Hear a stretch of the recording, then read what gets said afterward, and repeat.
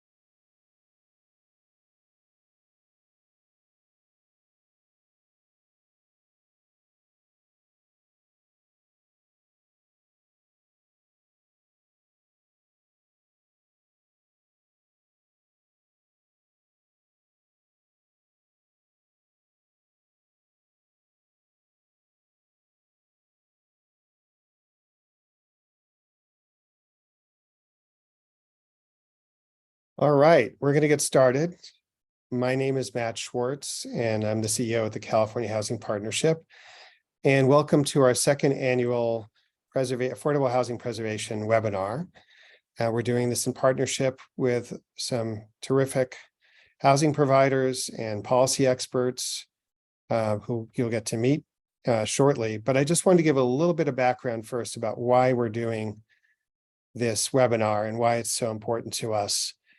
Not everyone knows this, but the California Housing Partnership was actually formed 35 years ago by tenant advocates and tenant attorneys who were really frustrated with displacement that was occurring from older federally subsidized housing and feeling that they could not trust the state, which was then under different political leadership, to actually take care of that issue. So after 4 years of trying, lawyers from the National Housing Law Project and other tenant advocacy organizations created the partnership through state law. We're actually a state-created, state-chartered private nonprofit. And a big part of our mission, especially in the early days, was to provide leadership on preserving affordable homes. And that consisted of creating and managing a database. Actually, we had some help with that from the California Coalition for Rural Housing, in case Rob Weiner is listening. I have to add that. But we managed the database. We also were quarterbacked a statewide working group on preservation. And we did our best to provide technical assistance around the state, increasingly focusing on financing, which is our area of expertise. So flash forward 35 years, we now know that preserving all of the older HUD buildings is not the end of the work that we have to do, nor even preserving all of the older low-income housing tax credit buildings or other state subsidized properties. Thanks to great advocacy work by enterprise community partners and Housing Now and ACE and many other groups around the state, we have really refocused also on the unsubsidized housing that we are losing every year. So you're going to hear from 2 of our research members, senior members of our team, who are going to summarize for you the highlights of our 2 recent reports, one on the subsidized affordable housing stock that we have lost and are losing, and the other on the unsubsidized stock that we are finally, after several years of work, able to really define in a way that we have some confidence in, which has not been easy. So in doing this, I just want to acknowledge these are not the only preservation challenges. If our friend Linda Mandolini, I'm not sure if you're on with us here, but Linda and others would also point out that there is existing affordable housing that has not been able to recapitalize and is now struggling with the need to recapitalize, and we need to figure that out as well. But we're not going to be touching on that today. Today is really these 2 topics. existing subsidized housing that's being lost and being preserved by some of the housing providers here, and then existing unsubsidized housing with a similar lens.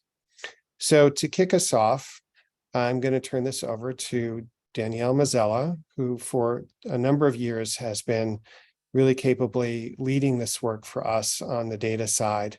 Danielle, would you please start by giving us some highlights from your fantastic report that came out?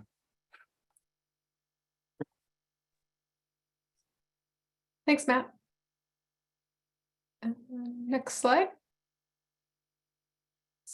So today I'll be focusing on the subsidized portion of what's at risk in California, looking at both what has been lost and what's at risk over the next 10 years. Next slide.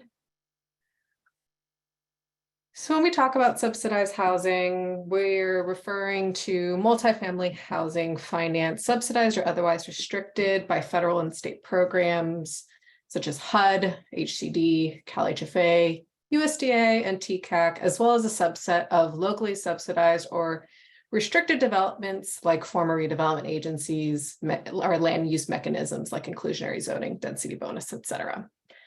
Here you see what has been lost over the last 25 years. In the late 90s, we have the HUD mortgages and rental assistance that expired, followed by a wave of 15-year tax credit developments that were funded in the late 80s and early 90s, here in the dark green and light green on the left side of the graphic.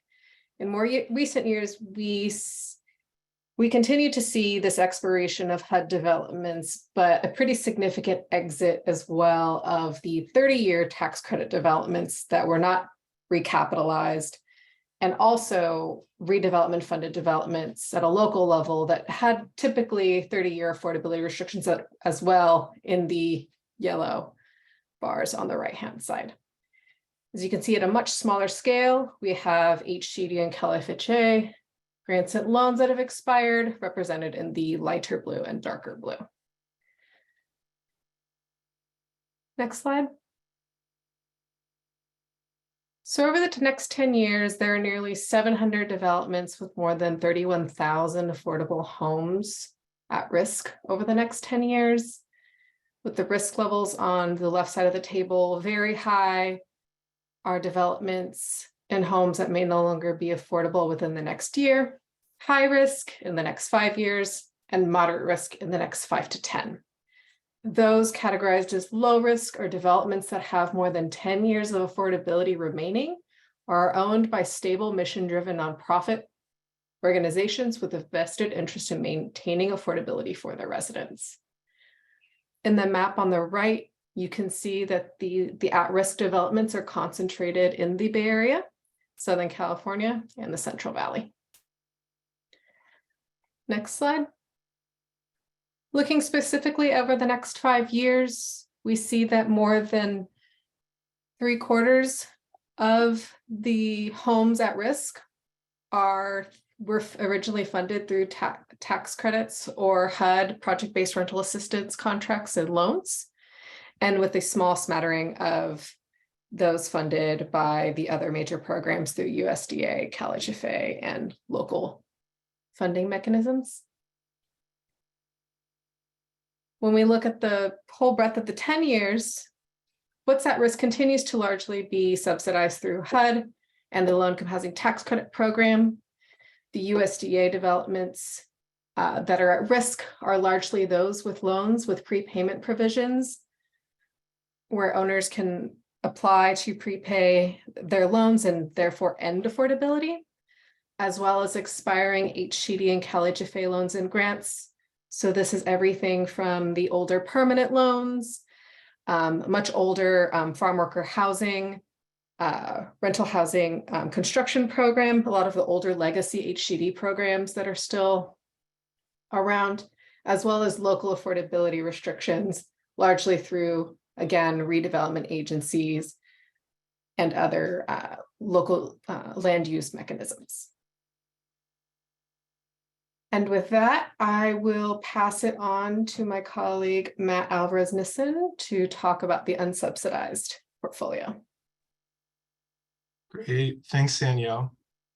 So the unsubsidized portfolio, in contrast to the subsidized portfolio, refers to properties that have no subsidy or covenant on the building that requires them to be affordable. Rather, they charge market rents that are affordable for renters relative to the income in the area. So this is the first time that we've done this report and gone through this research. So I'm going to really quickly go through some of the methodological decisions that we made to identify the unsubsidized housing stock. I should note that we sourced our data from CoStar, which is a real estate data aggregator. And there are some limitations to this. For example, we're only able to look at properties with 5 or more units. So in this research, we are missing that subset of 2 to 4 unit properties. It should be kept in mind. And we are also defining unsubsidized property, unsubsidized affordable properties as those that are affordable to a family making 80% of their zip code's median income. So with this in mind, we've been collecting this data on an annual basis, which leads us into step 2. We can then find which apartments have lost their affordability over time.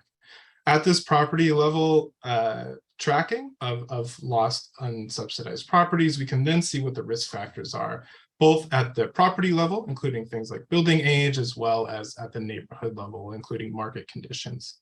This has allowed us to generate a risk index for existing unsubsidized properties, leading us into step 4. We can then see where existing properties are further at risk of losing their affordability.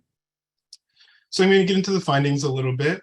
As of mid-2022, we've found that about 864,000 there are about 864,000 existing unsubsidized affordable homes in California. You can see on the chart on the right, this is significantly more than the subsidized housing stock that Danielle was just talking about, compared to about 528,000. Still, both of these types of affordable housing still don't quite meet the need of California's low-income renter households. Compare about 1.4 million homes to about 3 million low-income renter households. Now, digging down into where these unsubsidized properties have been lost over time, we found that between 2020 and 2022, about 120,000 homes lost affordability, mostly concentrated in Southern California, especially LA County and San Diego County, as well as the Bay Area, Sacramento, and Fresno counties. It's also worth noting that the majority of lost NOAs have been located in higher resource neighborhoods, showing that this is a serious fair housing challenge as lower income families are becoming increasingly unable to afford market rents in areas of greater opportunity.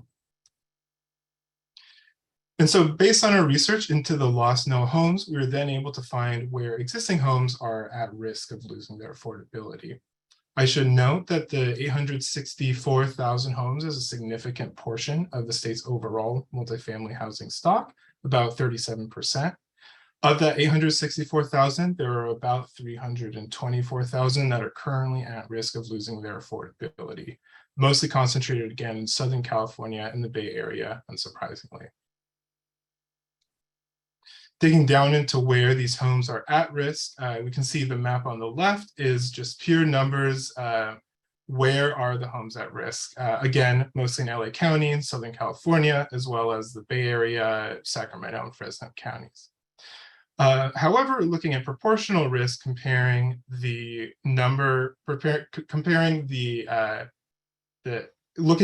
proportion of total unsubsidized homes that are at risk by county, we can see that there's disproportionate risk in Central Valley counties, and inland counties, and non-coastal counties. Part of the reason why this is the case is that many of these counties don't have a large number of multifamily homes, but still, when we consider the severity of risk and the availability of affordable homes, this is important to keep in mind. And with that, I'll turn it back over to Danielle. Thanks, Matt. Does anybody have any questions on either my presentation on the subsidized or Matt's on the unsubsidized affordable homes?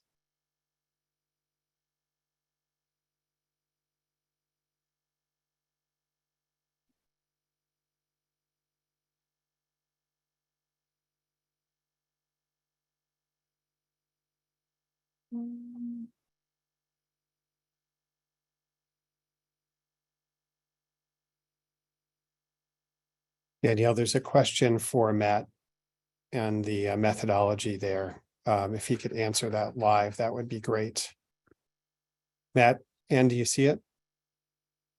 No, it's in the Q&A. Yeah, it's in the Q&A from Andrew Miller at Los Angeles Community Development Authority. And if you can't see it, I can try to send it over to you. Matt, we use 80% of the zip code median income, but is this using the HUD adjusted AMI or unadjusted AMI? No, yeah, I see it now. This is unadjusted. This is based on estimates provided by the American Community Survey.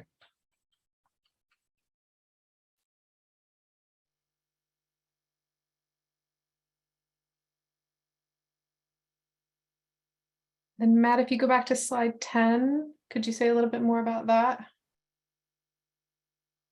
Sure, I can't see the numbering on my end. Which one is slide 10? I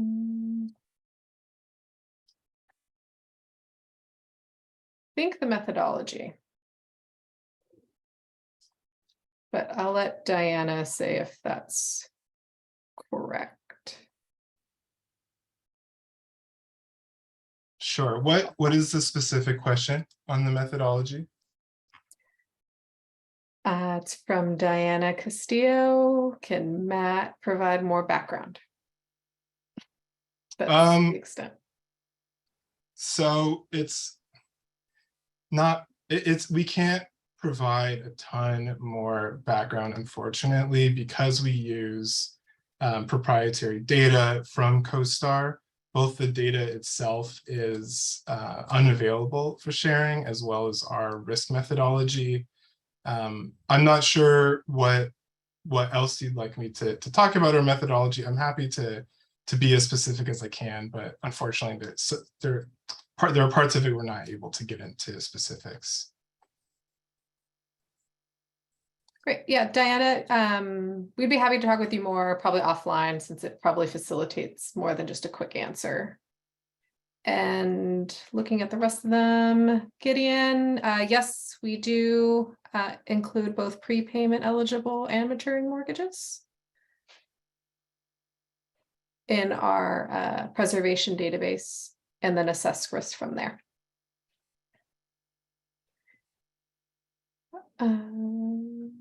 I see a question from Samaya. Yeah, so we classify them as likely loss because there's some variability in the CoStar database where properties will pop in and out of affordability. So we do some smoothing on our end to account for this fact, and just to be sure that the properties that we're capturing have in fact seen rent increases that are sustained over time that make them unaffordable.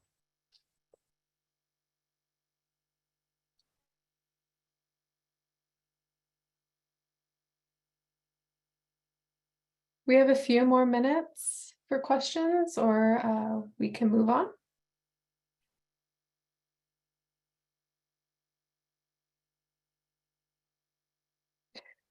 Okay, seeing none, I will pass it off to our panel one moderator, Caroline McCormick.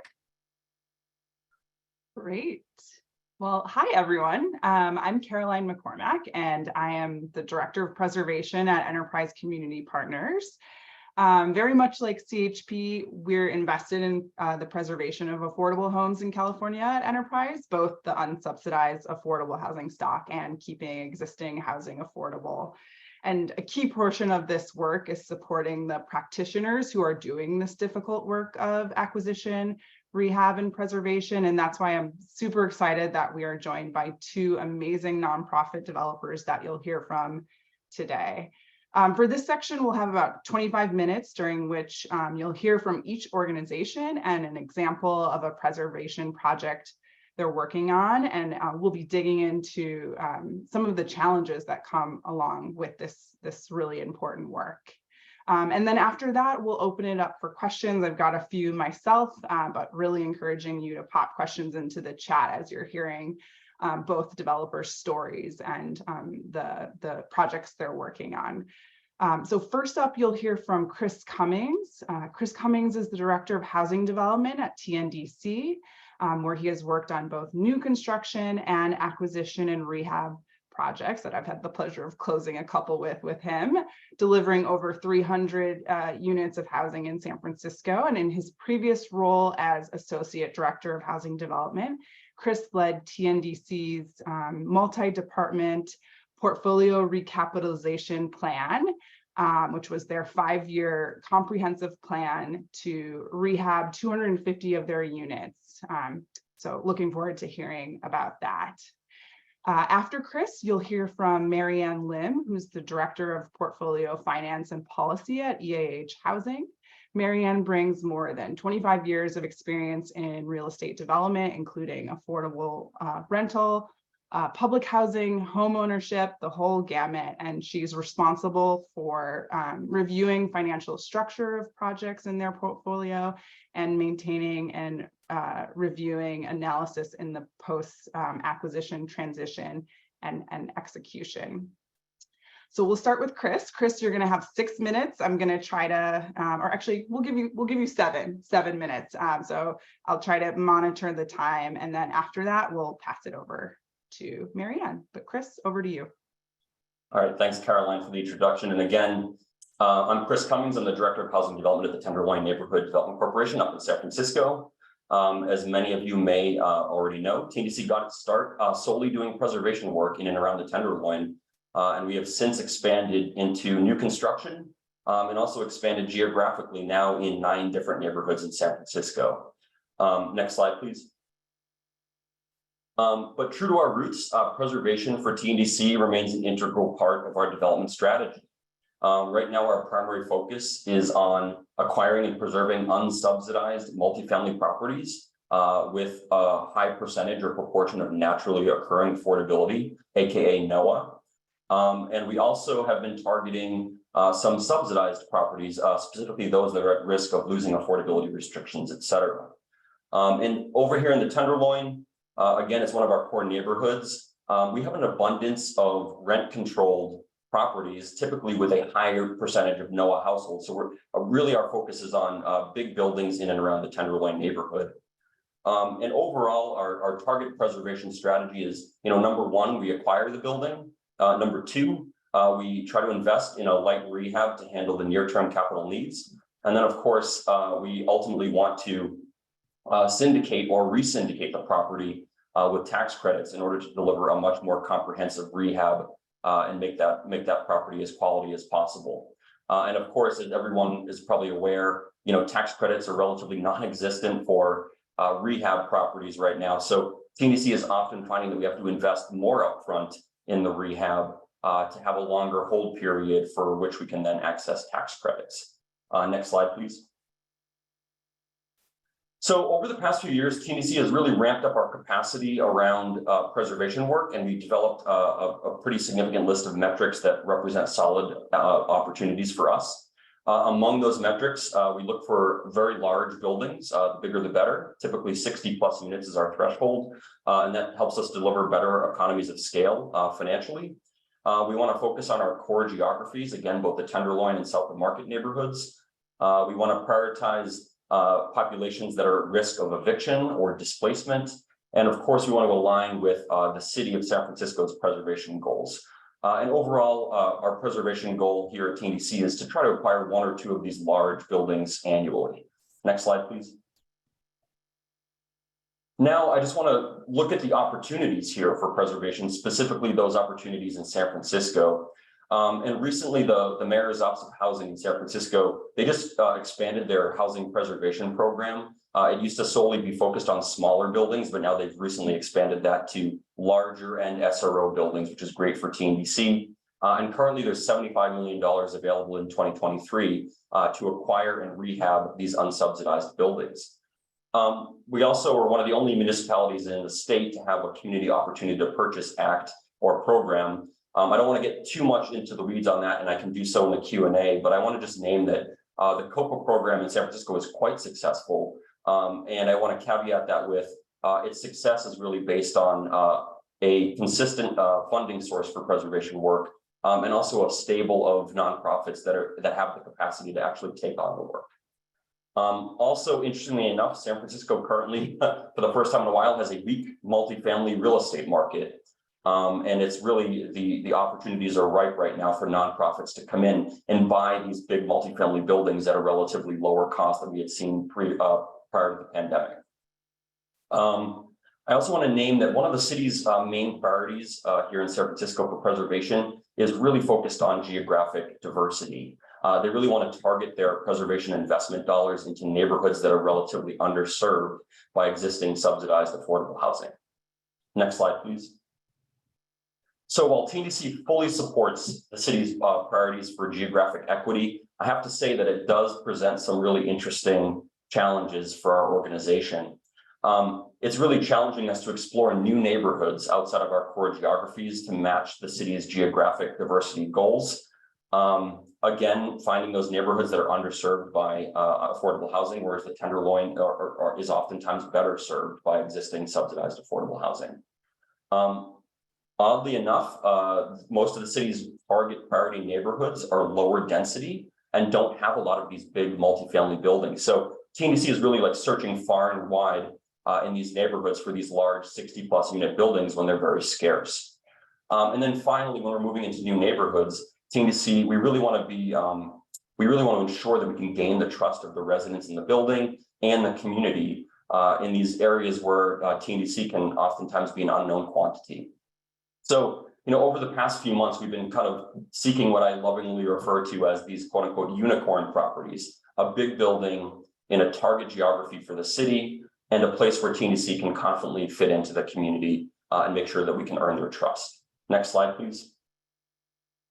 So after many, many months of searching, we have found one of these unicorn properties. This, as you can see on the slide, this is a large unsubsidized multifamily property in the Anza Vista neighborhood of San Francisco. And we are currently actively pursuing this with the seller, and fingers crossed that we can get this under contract and move this project forward. Next slide, please. So this property is located in District 2 of San Francisco. For those of you who are unfamiliar with the city, this is a very high rent neighborhood with very few subsidized affordable housing opportunities.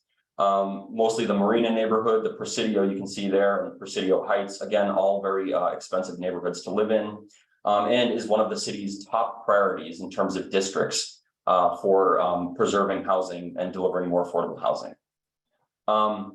Interestingly enough, on the right-hand side, I'm showing you a map that I'm sure many of you have seen before and I see on a regular basis.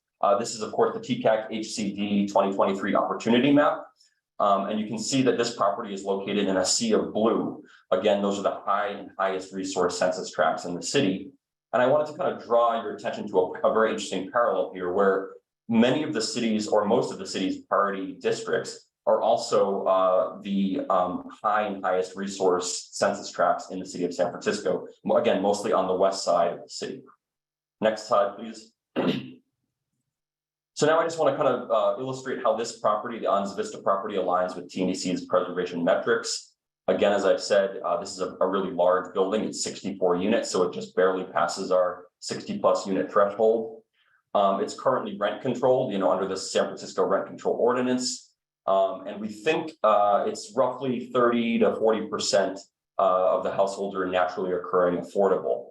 And again, oftentimes we don't get the income data for these residents when we're giving these projects an early look. So typically what we look for to gauge that is, number one, like the length of tenancy in the building, those that are staying in the building longer to take advantage of the rent control, and of course, the current rents that are being charged for those households. The building is 10% vacant. Vacancy is great for us because we can program it to the income targeting that we need. The building is in excellent condition, passes the seismic tests, does not have a lot of immediate needs to put investment in upfront. And also the current seller has done a nice job of retrofitting some of the parking garages into accessory dwelling units. And there's an opportunity to add at least 10 more of these to increase the unit count and density on this site. And in terms of the capital stack, it's pretty straightforward. We would be looking to secure about $24 million of that $75 million in city preservation funding, which is a huge proportion of that funding available, and also leverage about a $10 million permanent loan for the project. Again, I just want to underscore the fact that, you know, this building is big and does meet the city's kind of threshold requirements in terms of their soft subsidy per unit. But again, the $24 million represents, you know, at least about 1/3 of what's available in soft funding today. And that's kind of a key policy piece and recommendation that I'll get to later on in the presentation. So basically that concludes my portion of the presentation, and I'm happy to hand this back over to Caroline, sorry, and hear what's happening over in Tiburon with Mary Ann Lim. Thanks. Great. Well, I will pass it right on over to Mary Ann then. Great, thank you. So EAH is a nonprofit affordable housing development and property management company, and we work in both California and Hawaii. Our mission is to expand the range of opportunities for all by developing, managing, and promoting quality, affordable housing and diverse communities. So you can see here, our geographic reach in California includes 19 counties with a diverse portfolio. EAH, next slide, please. EAH has developed and acquired over 8,400 units. And we also do fee management. So we manage 230 properties serving over 25,000 residents. We're long-term owners committed to providing high quality homes for those we serve.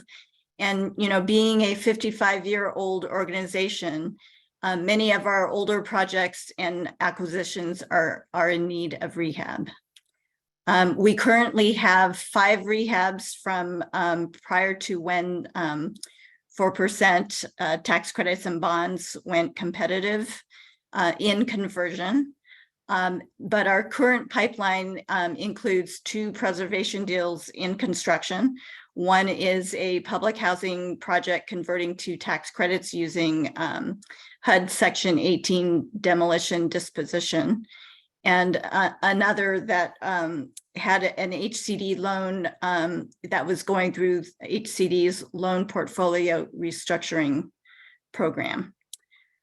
We are currently closing on 1 preservation deal, which is a RAD for PRAC conversion. And like many other developers, we have about 14 communities with over 700 units in our portfolio for syndication or re-syndication. And in particular, I'm going to talk about the Hilarita in Tiburon. Next slide, please. So the Hilarita consists of 102 family apartments and was built in 1974. It's located in Tiburon, which is in Marin County, one of the most expensive counties in the entire country. It was originally financed under HUD's Section 236 program and refinanced again in 1995 with LIPRA, which is the Low Income Housing Preservation and Resident Homeownership Act of 1990. EAH purchased the property in March of 2019 to preserve this affordable housing asset in need of substantial renovation. Next slide.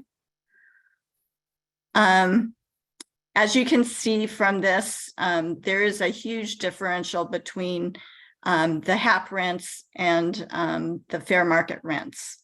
There is a Section 8 HAP contract on 91 of the 102 units, which means households in voucher units only pay 30% of their income towards rent.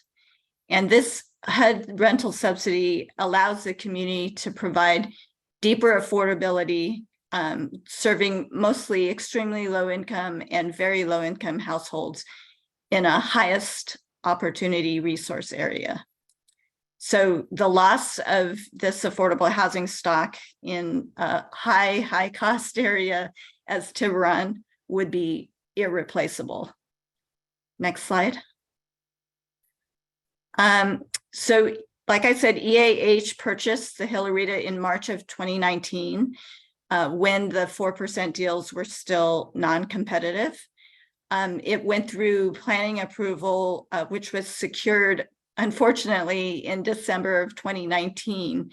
And the project was ready to apply for the tax exempt bonds right when the bonds became competitive in January 2020. Since the bonds have become competitive, the project has applied 6 times under the preservation category to CIDLAC. In the original 2020 scoring, we did receive full points on everything except for the community revitalization area and leveraging points. And in many of our applications, we were just below the line where the cutoff was made. Once scoring was updated in 2021, 2022, we still received full points for rehab except for partial preservation points, but still did not win an allocation. Unfortunately, under the current CIDLAC definition of preservation, the property no longer qualifies under preservation. And even though, the property is almost 50 years old and in need of significant rehab,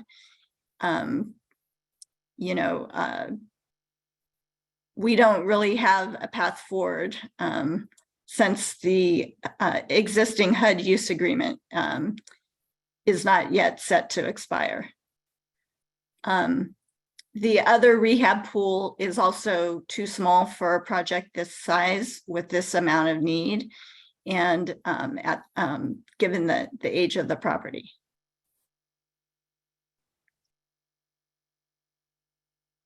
Let's see, was that my last slide? Next slide. Yeah.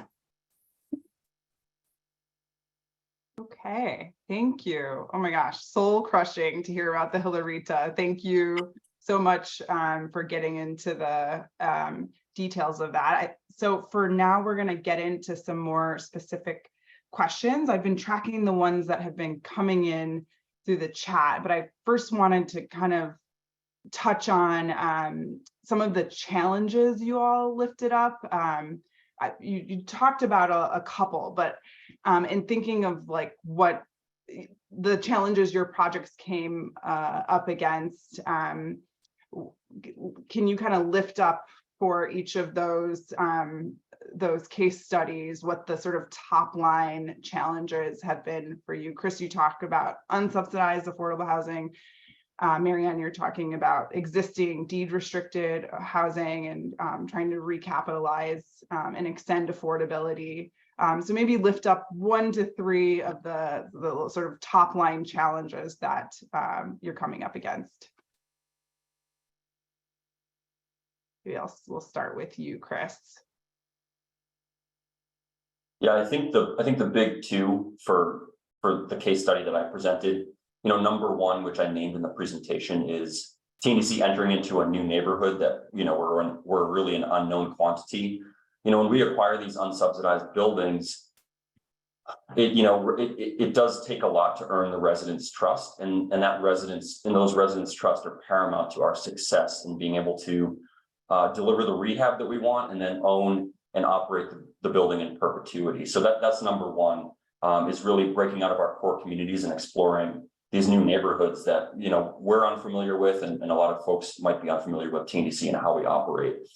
Number 2, and I want to go back to that piece that I mentioned, the city of San Francisco has $75 million in soft preservation funding, and there's probably like 9 to 12 nonprofit organizations participating in the program and actively pursuing preservation opportunities. This big building that we are trying to acquire right now, again, it's about 1/3 of the funding that's available. And really that preservation funding right now is the only source of funding for TNDC to be able to do these preservation deals. So that's a big challenge for us, is taking a huge slice of that pie,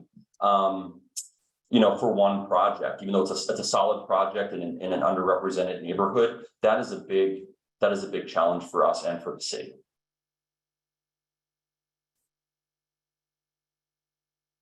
Sorry, before we jump over to you, Marianne, there actually was a question, Chris, about related to the sort of like getting tenants on board, organizing tenants. Can you talk a little bit about your strategy for a project like Anza Vista, and specifically also like how are you funding this sort of resident organizing piece? Does it show up in the operating budget and the capital budget for something you can get paid for, or how are you sort of funding that piece of the work? Yeah, so that's an easy question. The funding part, we would build that into our overall development budget again, which would include the actual purchase price of the building, the upfront rehab, and then any soft costs like design, engineering, and community outreach. So that would be a budgeted line item that the city of San Francisco would be willing to fund in order to make sure we can actually do a comprehensive community outreach process. The second part of the question is trickier. It's how do we go into this new neighborhood? Again, this is a very high rent neighborhood, a lot of single family home ownership units there.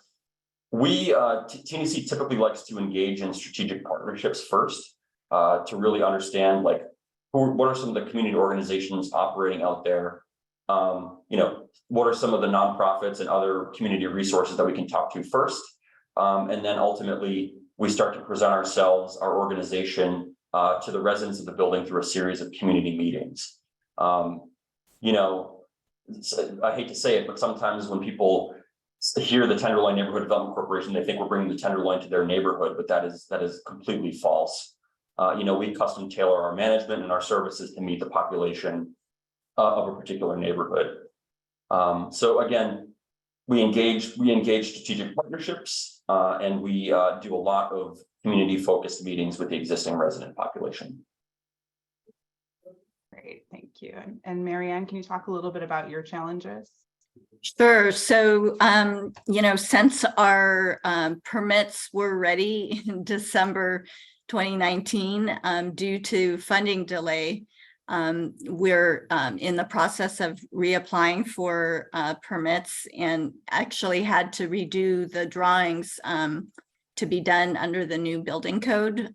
So that was an expense. And it's been quite a while while we're waiting, keep applying 6 times for financing. And so, EAH has had to loan funds to the project to address some of the most critical capital improvements or deferred maintenance needs. I have to say, for our new construction projects, we're trying to increase what we normally would put into replacement reserve deposits on deals, because we're just seeing that it's taking many more years than we would have projected originally for a resyndication. So you may have to wait 20 years or longer rather than being able to do it at year 15. That tags on nicely to another question.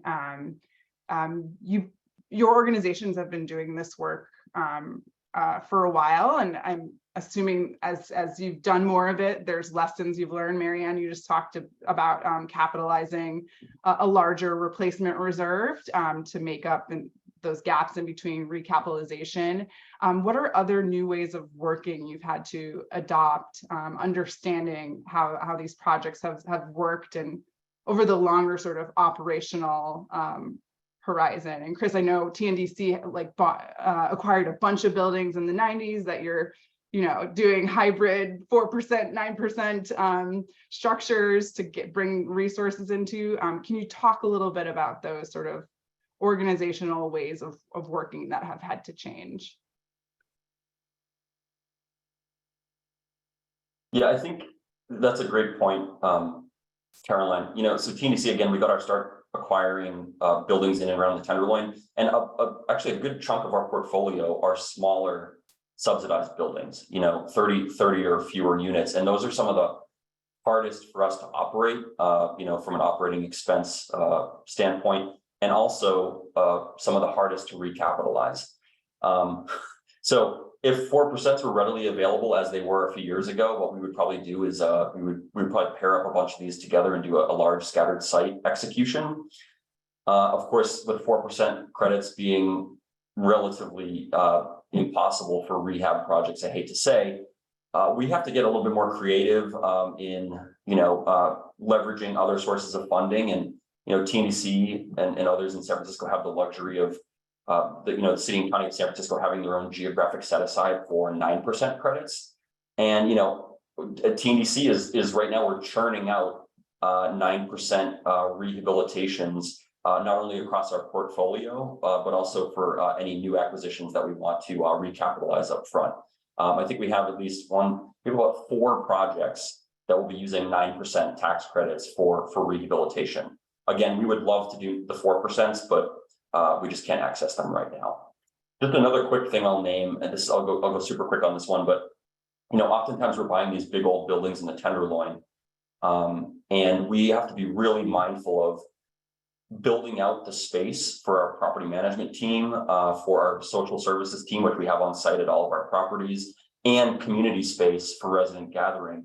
And oftentimes that can kind of be trying to fit a square peg in a round hole where we have to use the basement space to reprogram that as community space or program space, or take a unit offline, unfortunately, to make up a property management office. These are all big considerations that TNDC looks at up front to make sure that we can best serve the residents that live in the building. Great. Okay. Well, a couple more questions in from the Q&A. Marianne, this question is for you. Is the Section 18 preservation, I think, located in California or Hawaii? And how about the RAD-PRAC conversion? Yeah, so the Section 18 demo dispo project that we're working on is actually in the city of Richmond. It is Richmond Housing Authority public housing that will be converted to tax credits in order to be able to rehab the property. And what was the second question? How about the RAD-PRAC conversion? Oh, sure. The RAD-PRAC conversion will be our first one at EAH. It's located in Rodeo in Contra Costa County. It's actually a project that EAH developed back in 2001. And so it's just over 20 years old. But, as a PRAC project, it's supposed to operate at zero cash flow. So there, is very little money to address capital needs over the course of the project. And so, layering on tax credits and doing the RAD conversion is one way to be able to recapitalize the project, as well as, extending the rental subsidy through HUD for another 20 years for the residents. Thank you. And then Chris, this question came in for you, and this I think relates back to COPA. Given these unicorn opportunities, how do you beat out for-profit competitive bidders? I am so happy that somebody asked this question so I can dork out on COPA. Yeah, so I just want to name that, in the pre-pandemic days, competition for these multifamily properties, especially these higher resource neighborhoods, was fierce. And really that's where the magic of the Community Opportunity Purchase Act, aka COPA, came in for San Francisco. So I'll just kind of give you a scenario, and I'll go back to my case study, that unicorn property. So for any building that goes on the market in San Francisco that has 3 or more units, or any vacant parcel of land that could be built by right with 3 or more units, the seller has to make the opportunity available to qualified nonprofits. I think there's about 15 of them now in San Francisco, including TNDC. And so any qualified nonprofit has the right of first offer to make an offer to the seller, purchase price and timing terms. And if we get under contract, that's great. We move the project forward. If the seller refuses our offer and we can't come to an agreement, and let's say that this building we're looking at goes under contract with another buyer, the magic happens is we would get the right of first refusal to accept the exact same terms that the seller has negotiated with that other buyer. So this COPA process really has teeth in it, where we get the first look and the first offer. And if it doesn't work out, it comes back to us if it ever gets under contract with another buyer. So that is the competitive edge in San Francisco right now. And I think, again, so long as there's a good pool of nonprofits to do this work and there's funding behind it, this is a strategy that can be replicated across the state. And I really hope it does, because it does give nonprofits a very nice competitive advantage against market rate buyers. Thanks. And I think this cues us up nicely for just the last question. Maybe you just answered it for yourself, Chris. This next section is going to focus on policy solutions, and yes to COPA, and really appreciate you sharing that as a potential policy solution. Marianne, anything you want to bring up in terms of one state policy solution you would propose to the policy panelists to help address the challenges you brought up? Sure. Well, as practitioners, what developers really want is predictable, fast, and flexible funding. I know that we're working on a one-stop shop, a situation where we would go to one source, one application to obtain, ideally your tax credits, your bonds, your subsidy, all at the same time. And ideally, the funds available should be fungible for maximum flexibility. At HCD, there are so many different housing programs with unique uses, and, we end up having to cobble them together and, create kind of a Frankenstein project to get them funded. So achieving flexibility, fungibility, that may require a legislative fix, but I think we need to, bite the bullet and get it done in order to achieve a real one-stop shop. Great. Well, thank you both so much. There were a couple other questions that came up that I'll probably email you and get the answers over to folks, but just really appreciate your time and sharing your preservation stories. And with that, I will pass it back to CHP to kick off the next section.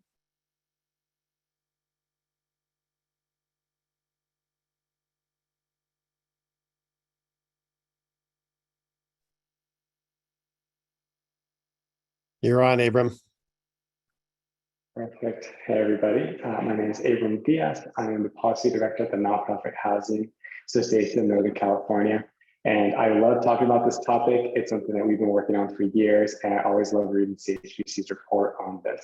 So we had a lot of discussion here about the statistics, the problems, the landscape, and I'm going to get to dive into what we try to work on every day here, the solutions and the opportunities in front of us. So with us here to go through this panel are Justine Marcus, the Policy Director for Enterprise Community Partners, and Mark Stivers, Director of Legislative and Regulatory Advocacy with the California Housing Partnership, two really good colleagues and friends who work on a lot of these issues in the day-to-day with us. And I'm very excited to have them on here with us and going ahead and covering through these items.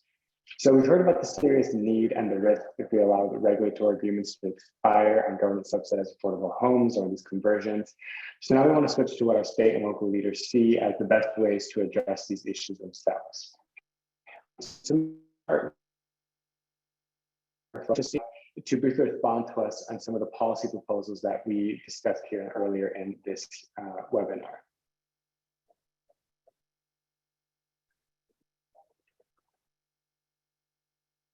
Abram, you cut out there for just a second. So are you wanting, did you push to me or to Justine? Of course. Mark, maybe we'll start with you to respond to some of the proposals we've heard here, and then we can turn to Justine to respond as well. Great, thank you. So yeah, I really appreciate the panel presentations. I think they show some successes and some challenges. I think what I took away from some of that is that it sure would be nice if, first of all, if more cities would adopt sort of a COPA ordinance, such as San Francisco had, and put money up as San Francisco did to help fund these conversions. We do a lot of work at the state level, but there really is potential at the local level, and particularly on the COPA side, that's something that's probably politically more palatable at the local government level. Mary Ann was talking a bit about, for doing rehabilitations of existing subsidized housing, that there really is no path forward to get tax exempt bonds and 4% low income housing tax credits. And I think that's something we are very well aware of. I think there are a couple opportunities that may present themselves coming forward. I know they will not be panaceas, but it is very likely that there will be bonds left over at the end of this year because soft funding sources are going down and costs are going up. Fewer and fewer new construction projects are actually feasible. If those bonds are available, I think a lot of people in the affordable housing community are encouraging SIDLAC to move those into that other rehabilitation pool that Mary Ann mentioned. And I think we are encouraging people we work with to start lining up projects for the third round, just in case. So if that announcement is made and bonds are made available for rehabilitation projects, that people can jump into the queue and the competition. And then, of course, Mary Ann also mentioned the one-stop shop, which is one of my favorite issues ever. The idea that developers can, with one application and at one time in one place, get all the various state resources they need would create a much more efficient system. We continue to work on that at state level. There are a number of challenges, as you all can imagine, but that remains sort of a big picture, long-term issue for us at the partnership. Thank you, Mark. Justine? Yeah, I'd second a lot of what Mark shared. I think what stands out to me from hearing from the panelists earlier and kind of what they raised was this kind of three-legged stool, which I feel like we have worked on a lot, elevating at the state level through our Stable Homes Coalition, which is kind of the funding, the supportive policies like Topa-Copa, and then the capacity building, which came up in terms of resident engagement and things like that. And I think seeing opportunities to elevate that suite of solutions at every level, local, regional, which I know we'll talk about, and then of course at the state level.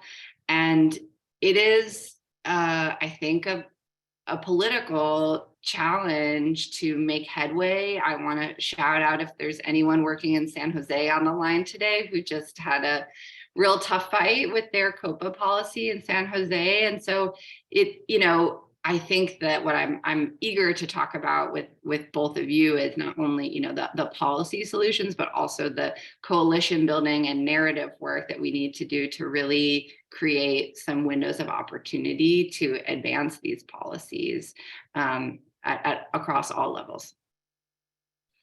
I appreciate that, especially I think, as you both rightly point out, the opportunity at the local level, I think, is very exciting, and also gives opportunities for the grassroots coalition building that can lead to supporting efforts such as SB 225 and the CAP program and other ways that we can improve preservation as well. So now we have a set of slides. So as you get those up, I'll just talk through. I know we're going to have Justine and Mark go through those with us. So I'll look to Tracy and Matt on that. But we often think of what Sacramento can do, what state legislators can do in this space, and there's been some improved ability and mobility on that topic the last couple of years. I mean, Mark, you and I started working on some preservation efforts maybe 4 or 5 years ago, and that's a much stronger aspect of the 3 or 4 Ps, whatever format we take. And it remains part of the conversation. Now, getting the dollars for it is difficult. We had a really, really impressive push last year, and obviously the budget issues in a bit of a tough spot. But it has remained at the town. However, in areas where we might fall short in Sacramento, and it's more of a longer term push, that local ability to move these advocacy efforts forward really helps in the short and the long. That's really exciting, and part of the reason why I'm hopeful that if we remain steadfast in our preservation push, we'll be able to make some of the projects that were previously described here a reality much more often. So let's see, so cue up the slides here and go ahead and start with those. Yeah, so these are the recommendations from the CHPC's at-risk report, which deals with subsidized affordable housing. And there's going to be some overlap with the list we talk about for the naturally occurring affordable housing. I mean, in both cases, we need to have willing sellers and we need to have funding to acquire properties. But there is one here that is really specific to the state to subsidized at-risk properties, and that is we have a current law, the State Preservation Notice Law, which effectively requires the owners of an affordable housing development who have the ability to convert it to market rate to give tenants, local governments, and the State Department of Housing a 1-year notice before they do that conversion. During that 1-year period, essentially nonprofit developers have the ability to purchase the development. For the first 6 months, they can be the only buyers. And in the second 6 months, they have, like a COPA ordinance, the ability to match any offer that comes in. And while that law has been on the books for many, many years, in the last couple of years, we've spent a lot of effort trying to increase the enforcement of it. So HCD now has much more enforcement authority. We are trying to get them more involved in terms of tracking developments that are eligible to convert and making sure owners are providing those notices or are engaging with the nonprofit potential buyers.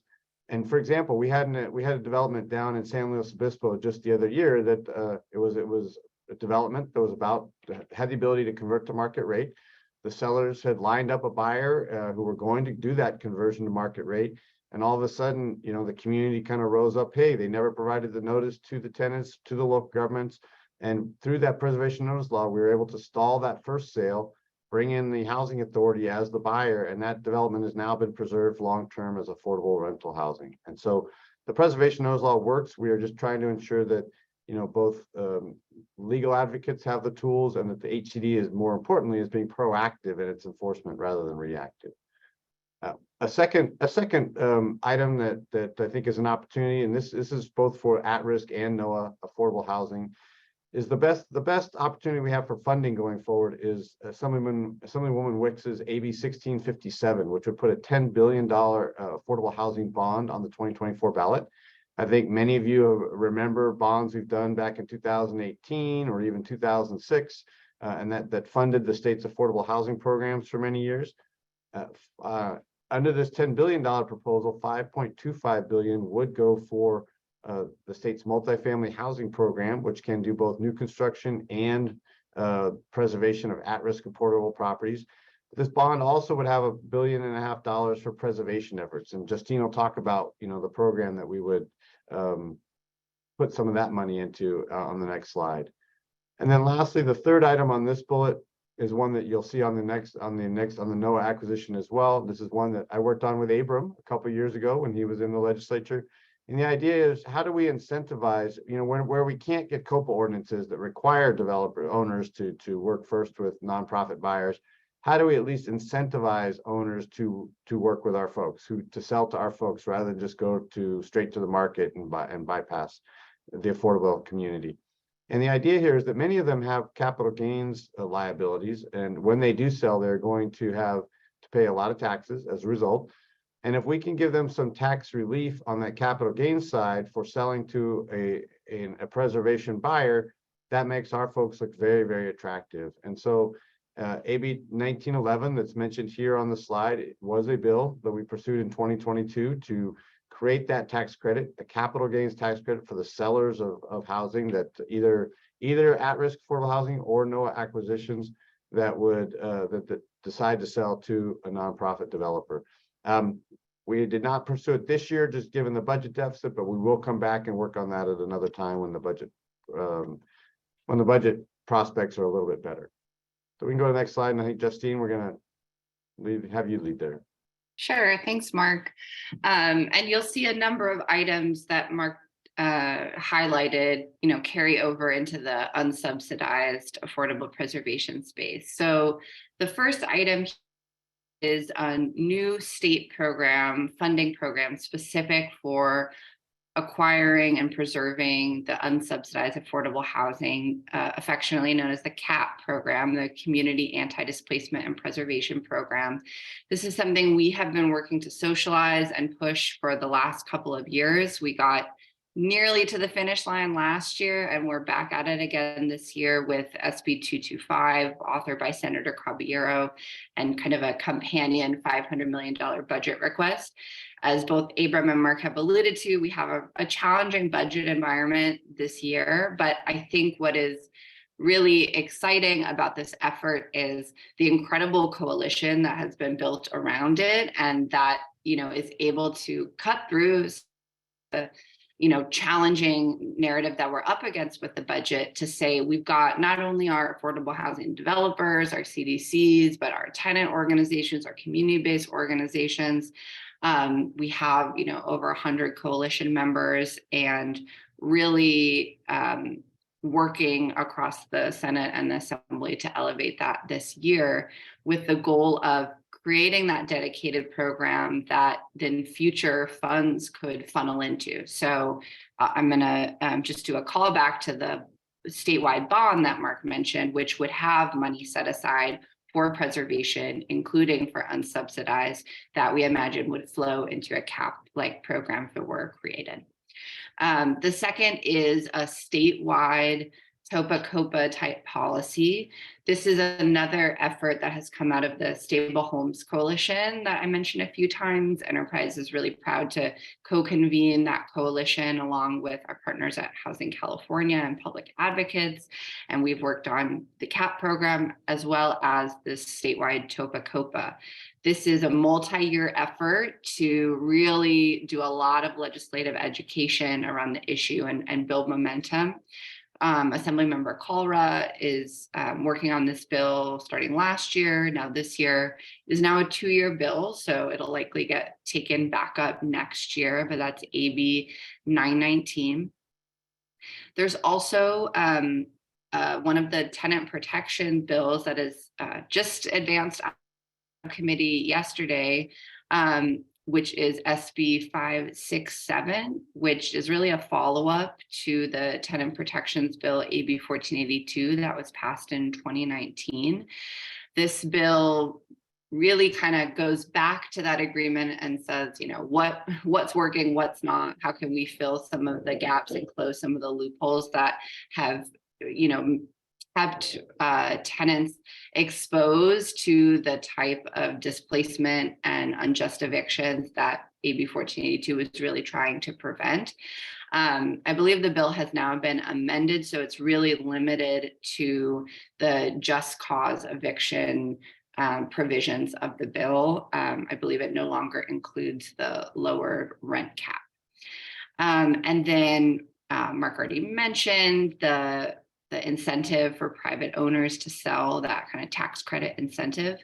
And then there have been a number of efforts, and we're excited to see them come back again in future years around data collection. I think that one of the biggest challenges we have with case making as well as accountability around preservation is not necessarily always having the best sense of the problem and being able to track it over time. That's why it's fantastic that CHP has really doubled down on their research efforts and, expanding to the NOAA properties. But of course, there's only so much you can get from CoStar, and the idea has been to have, some kind of statewide public property database that could be used for this. And I think that's something that could continue to be helpful to our efforts. So we'll pause there. Yeah, thank you both. And I'll mention too on AB 1657, as both Mark and Justine mentioned. Mark, we just passed it through Assembly Housing Committee as of this morning, correct? Correct. Nice. So if you are interested, and want to be supportive, I know the Housing Partnership has a great set of support template letters on their website, and we would love to have folks sign on that one as well. One step down and many more to go. We have some good questions in the chat, and I'll be getting to this shortly. We're going to ask a couple of things here as we get ready. In terms of, we have this list of solutions, and they're really great. Mark, can I ask you to tie them into the overall vision we have with the roadmap, a big part of that? Yeah, so for those of you who haven't been a part of the roadmap yet, we encourage you to become part of it. But the roadmap is a joint effort between the partnership and Housing California to really think about what will it take to solve California's affordable housing and homeless needs over a 10-year period. The goals are to create 1.2 million units of affordable housing, to house 170,000 homeless people on any given night, to address equity. And with respect to this conversation, the goal is also to preserve 1 million homes that are 1 million homes for existing tenants. So all of the roadmap really is our North Star, and it really guides sort of where we go on a policy level. Each of these bill ideas really has come out of the roadmap discussion. They're all sort of focused on in the roadmap as a way to achieve those 4 goals. And anyway, so I would say that's how they fit in, that they are policies within the roadmap. Which is our guiding star. Absolutely, thank you. And I know it's a map that we look at annually, and then throughout the legislative year, what we can do to advance each of those causes. Justine, can I ask you, I'm particularly interested in sort of the impacts you can describe it, particularly for SB 225. There was some pretty breakthrough progress on the idea last year. Obviously, we're trying again this year with a really strong champion and author. Can you highlight a little bit of the impact you expect from it there? Yeah, well, I think I take that in kind of 2 directions. There's kind of the program impact we expect to see on the ground in communities, kind of first and foremost. We're asking for a $500 million investment, which is, tough in this budget year, but we know only a drop in the bucket relative to the need. But we estimate that with that initial amount, we can, acquire, preserve, upwards of 3,600 units across the state. And that's, of course, serving, upwards of, 35, 40,000 individuals over the next 55 years of those properties. So that's huge. The other impact that I think is really important is because I think preservation, specifically preservation of unsubsidized affordable housing, is kind of newer on the scene and not as, it's growing in its salience and resonance with elected officials. There is so much power in showing that proof of concept, showing impact, being able to tell stories to then be able to, put more momentum behind our efforts to advocate for additional policies, additional resources. And so I think for every win we have that is going to be able to help us acquire and preserve a specific building, we have the benefit to that community, and we have the benefit of, better storytelling about why preservation is so important. Thank you, Justine. I want to pivot here, maybe have an audience question, maybe I'll go back to asking mine. Leanna Noble here adds, recognizing that legal, financial, and property systems are hostile to our work, and therefore, way more advanced notice and more accessible notice to tenant and community groups is probably needed. How do we go beyond enforcement and strengthening the length of advance notice and expand at whom and longer preference periods are needed? So I guess in that sense, and Mark, I might look to you. We talked about trying to ensure that we have proper notice and everything. And I'll defer to a question I have in the future, but I kind of think of like the SLA in a way. We've done such enforcement in that, trying to show there's proper notice and HCD is involved. Maybe that's not the best direction to go, but is there a way we can ensure that we continue down this trend and path of, making the tools that we have real teeth in them? Yeah, to Leanna's question, I actually think the notice period, the 1-year notice period, is probably sufficient, and it's going to the people who should and need to get it. I think the next frontier on the preservation notice law really is, while preservation buyers have the first right to purchase the property, the seller is under no obligation to sell. And so I think, if we were to try and go somewhere, it would be that, hey, the developer, the owner has to sell, has to accept an offer, as opposed to just has to entertain an offer. And I think that would allow us to acquire many more of these properties. Right now, owners can keep the property and convert it to market rate. They have to agree not to sell it for 5 years, but they still are able to convert it to market rate. And so that would be a big step forward. It's politically very challenging, but I think that is really where the next step on preservation notice law is. Got it, thank you. And then I'll ask both of you, having done this work for a few years now, are there any obvious, and this is again to Leanna's question, groups, electives, potential allies that you think we should be working with or that we're already working on? I can start on that. Maybe I'm being a little bit redundant, but I think building kind of as big of a tent coalition as we can is going to be really important for this. And part of why I really enjoy working on preservation policy is that it's kind of a natural bridge builder between groups that maybe wouldn't always work together. I see Leanne's question about community land trusts, and the California Community Land Trust Network and a number of their affiliates have been really helpful and, really helping to lead on the Stable Homes Coalition priorities. But, where we can have, not only kind of traditional affordable housing partners, but community-based organizations and, service sector unions and, local elected officials, professional groups. That's really where we start to gain more traction. And that part of that is just the education, us being willing to go out and talk to folks who affordable housing isn't their bread and butter kind of day to day, and say, let's walk you through what the heck is AC rehab? That sounds so wonky and technical. Let's talk you through what is it? Why does it matter to your community? And, the great thing preservation is as soon as people get into the details and hear the stories about what it is, they're excited about it and they want to support it. And that's the work we need to do to continue to get the word out. Actually, as you mentioned that, part of the reason why I know Senator Gabriel was quite interested in the idea was preservation in a weird, interesting way is kind of workable for folks who would normally be NIMBY, because they're not in a way adding to the units in the neighborhood or preserving them for what they are. So you're able to bridge these sort of interesting there's partnerships that normally would not be on the table. Now, can I ask a question? And I feel like this has been bubbling up, so curious your thoughts. Those are our allies and potential allies. I feel like there's been some movement from perhaps the realtor side, perhaps some hesitancy towards preservation. Do you think that's accurate? And do you agree with that? I feel like I've seen a little bit out of state, but I'm just curious your thoughts. And maybe we'll start with Mark on that one.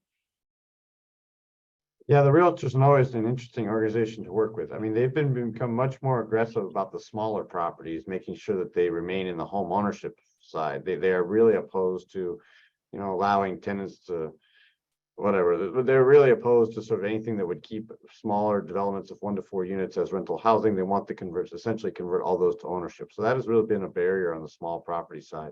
On the larger property side, I would say it's been a little bit less of an issue, but they oppose anything like a Copa Topa that would, affect the sale.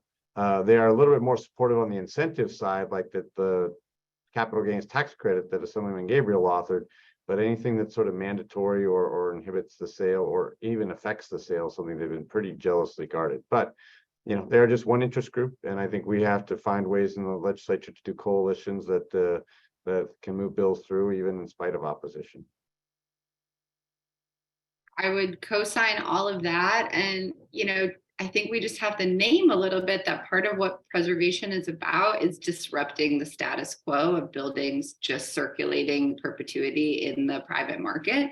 And so whenever you're trying to do something that is bucking the status quo, you're going to have folks that are unhappy about that, right? And so that is, the challenge that we have to face, but in some ways, we kind of know that going in. And as Mark said, it's about building the coalition and support to overcome that and, maybe convince them of a few things that they didn't think right off the bat. Yeah, I appreciate that. So I'll encourage folks, if you have questions for either Mark or Justine, drop into the Q&A. I'll ask a question here that I've been thinking about a lot. I think about when I do read these reports every year, because it's fascinating to me just how imminent the issue is and how much we really need to transition that into solutions. So one of my questions is just for both of you, perhaps or Justine again. What do we need to take the preservation solutions to the next level? Efforts at the state level, at the regional level, but I think of topics as catch social housing, which maybe a few years ago wasn't as talked about as much, but now we see like 3 different bills in the legislature, and I don't know if they'll get done or not, but it's a caught fire. What can we do to make preservation stronger, more effective, and maybe it's just educating some of our leaders? Yeah, I think the education and the narrative piece is huge. I might go back to one of the things I shared, which is I think focusing on making sure that preservation is core to any conversations about new resources, that is going to have kind of the most immediate impact. And as I mentioned before, it's also going to allow us to show success stories. I think that, you know, with new production, you have the benefit of like the shovel in the ground and the ribbon being cut, you know, and we have to do a little bit more storytelling work on the preservation side, but I think we can do that. I think a great example of that is the enabling legislation we passed our new Bay Area Housing Finance Authority, and the kind of structure that was created for any funding that flows through that agency is that a minimum of 15% of those funds have to go to preservation, right? So you immediately set a floor, and that kind of sets a tone for the conversation around preservation as, you know, on the table part of the discussion. And we're very excited that, you know, preservation is also part of the discussion when it comes to the new state bond, you know, for next March. So I think that really starting with the funding piece is going to be really important, even though it's a big lift. In many ways, some of the other policy pieces, they can't really bloom until you have the money. You know, a Toba Copa policy is amazing, but if you don't have the good on the purchase, you're just kind of slowing down the system without being able to have much to show for it, which is, you know, I think a challenging political case to make for us. So yeah, that's my 2 cents. Mark. Yeah, I just come back to the main focus really is how do we get buyers either voluntarily or mandatorily to work with our affordable housing developers, and then where are the resources to make that financially feasible for us to buy them? I think that's really kind of the key, and we will keep working on various elements of those overarching strategies. Yeah, absolutely. I know you guys have been working hard year after year on this topic. We're going to continue to do so. Justine, I just want to highlight, I think your point about making it a specific part of the conversation is key, and seeing it in BAFA, seeing it in the bond.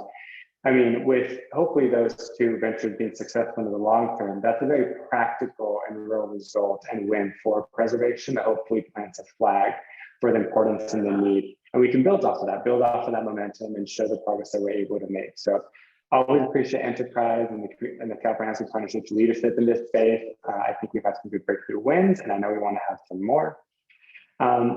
So I have one more question in terms, thank you, Anna, appreciating the experience and work being highlighted here.